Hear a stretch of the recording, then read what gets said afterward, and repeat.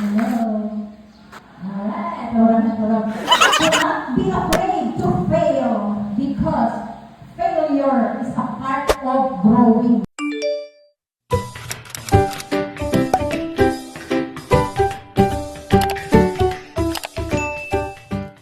Ang course ay dapat 4 na tuwid lang, pero dahil hindi ako makapag-full load, nakuha ko siya ng 4.5 years. Kaya ang ginagawa ko, nagsa-summer class ako, imbis na magbakasyon, alay ako dyan para mamiesta. Bilang isang dalaga, bilang isang teenager that time, hindi ko halos na iman ako sa mga garakan, balik, uli-uli, so enjoy lang, pagi-pagi.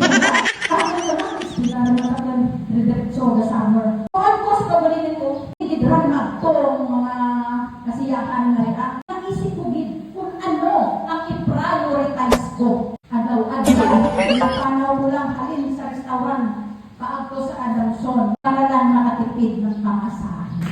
I need to work one at a time. Bigla may kantana, a time to play, a time to pray, a time to plant, and a time for harvest. Hindi ko din masabihin. Kung aral ka lang anay, hindi mo anay mag-boyfriend, dahil mo mag-aral. Tungkos ka din mo. Sa kalungay kang Diyos, nakatapos tayo ng Bachelor of Science in Commerce, major in accounting sa Adamson University as working student. Masarap yung feeling at yun ang pinaka-priceless na regalo ko sa mga ginikanan ko at sa mga bugtod ko. All those hardships and struggles na nalampasan, what I am going to emphasize here is that do not be afraid to fail because failure is a part of growing. Remember that failure is not the opposite of success. It is a stepping stone towards it. Learn from your mistakes. Be humble. Pick yourself up. Bumangon ka. Kung nadadapa ka, keep moving forward. Tuloy-tuloy lang. Huwag kang sumuko. Huwag mong sukuan ang pangarap mo. The most successful people are not those who have never failed, but those who have learned from their failures and use them as a fuel for their journey towards success. Ano ba yung first G to? Grow. Natin sila ba?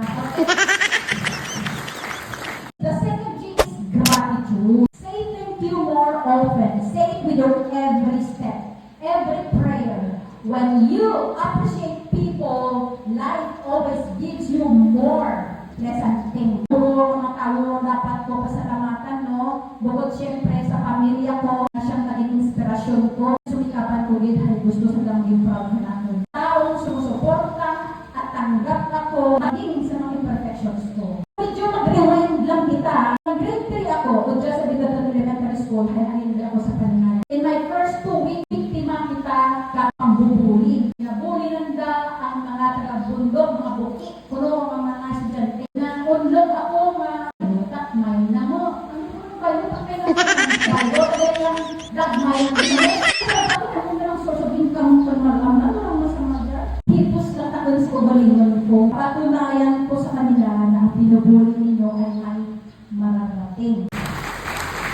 And so, as part of saying gratitude sa mga inspirational teachers, puro na lessons learned na ina-apply ko sa buhay ko. Hasta na dyan. Apply ko yan.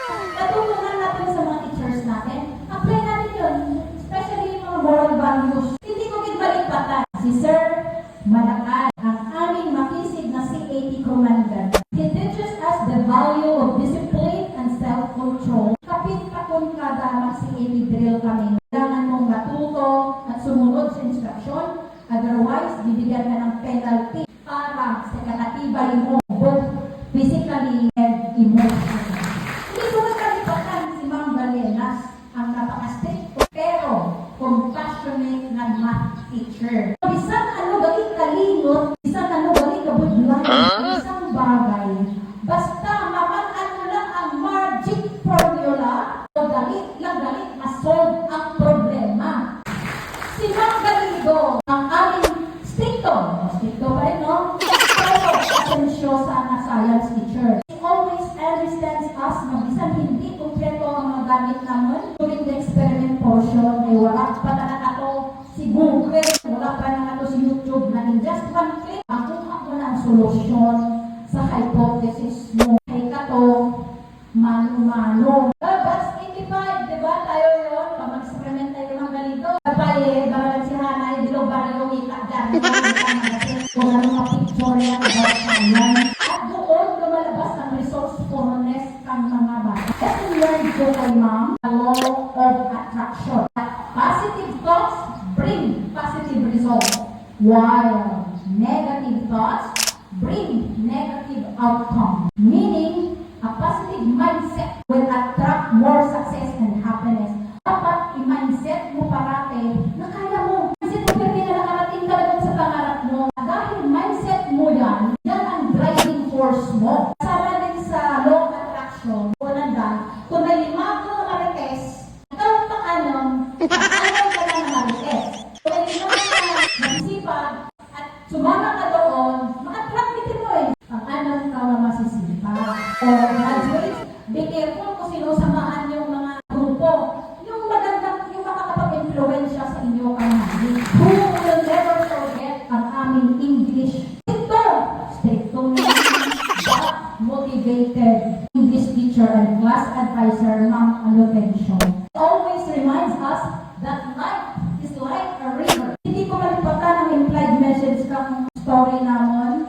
The will of the river is to reach the sea. Lahat naman ng ilog, ang final destination niyan sa dagat. Despite na may malaking bato, despite na may mga buhangin, o kung mga lamon, o kung naman dyan, tuloy-tuloy lang si river hasta makagtuta na sa dagat. So yung river, tayo yun, represents us, and the sea, yan ang mga pangarap mo. Dapat kahit maraming challenges, kahit maraming obstacles, tuloy-tuloy lang at maging porsigido para matagumpayan mo at malampasan ang mga hamon sa buhay tungo sa iyong pangarap.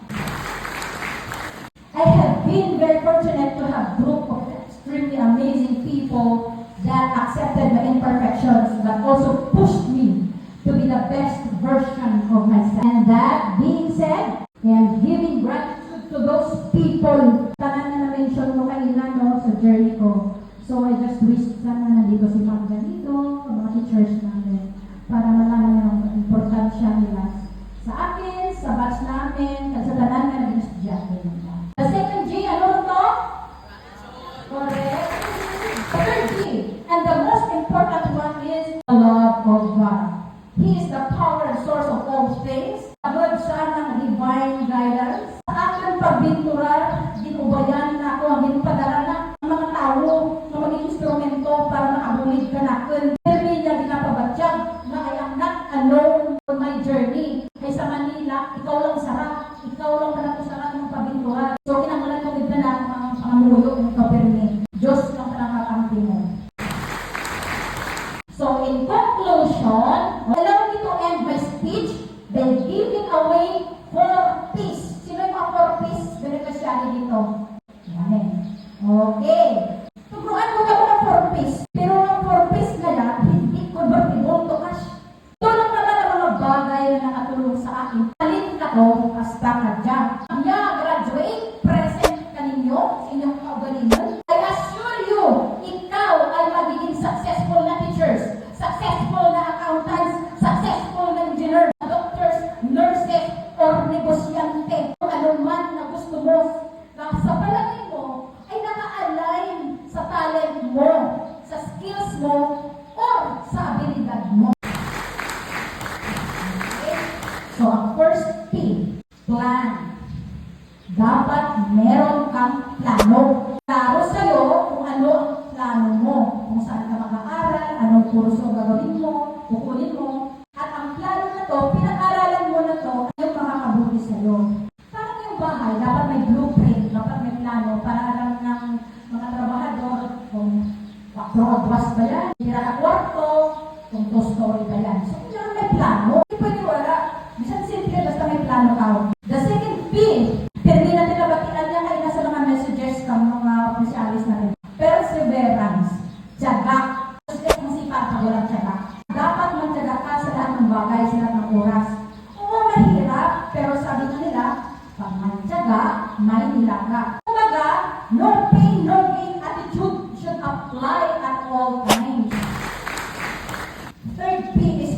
consistency. Kaya kung kayo natumanin ko ng hashtag, no? Hashtag, walang imposible sa taong nagpupursige. Porsigido, ang tao nga nagapamitan, nami, nakaraydan. Porsigidor, ka naka-focus sa anong plano, willing magsakripisyo. Hindi pwede yung pabanjing-banjing, hindi pwede mag-gara-gara. Again, hirap gawin ito, pero ma-realize mo na lang later on, masarap galing sa pakiramdam na makarating ka sa finish line with all those persistency na ginawa. Okay, the last P, priority. Yun lang. Dapat alam mo kung ano yung priority mo. Hindi daw tanan na talaga pero ba yung siguro may akong priority? Diyan kita na piliin mo ang top priority na mas urgent, na mas beneficial. Hindi pwede na habang, katulad na sinasabi ko na habang priority mo makatapos ng nursing, priority mo rin ng pagbabarkada, pag-good time, no? So, one at a time. As you move forward, graduates, remember that the future is yours to create. Ikaw lang ang makakagawa ng kinabukasan mo. Wala nang iba. Hindi yung kapitbahay mo, hindi yung barkada mo, hindi yung boyfriend mo, hindi yung kung sino. Ikaw. Don't be afraid. Feel free to explore. For this is just the beginning of your journey. Huwag ka rin nanda. Duro pa na mga bugas na makaon ninyo. Dahil nag-uumpisa pa lang kayo for the next chapter of your life. Your education is your most valuable asset, and it is your key to unlocking a world of possibilities. So once again, congratulations to our senior high school graduates, batch 2025, sa mga proud na mga ginikanan, sa ating inspirational o mga tandas ng mga teachers, for the job well done. Salot sa inyo naman. Good luck and God bless sa sunod ninyong mga tinuig sa pag-eskwela. Kabay na may napurot ka mo ng mga leksyon na maaral at inspirasyon sa akong diskurso. Nagkabay pa nga excited kami na balang araw kamo naman ang tugro at inspirational talk kag pamatikan kang sunod na henerasyon. So graduates, hindi pa tapos na. Mag-unbox ko ninyo. Always give it your best and God will do the rest. Salamat. Kagayan na hapon sa ating mga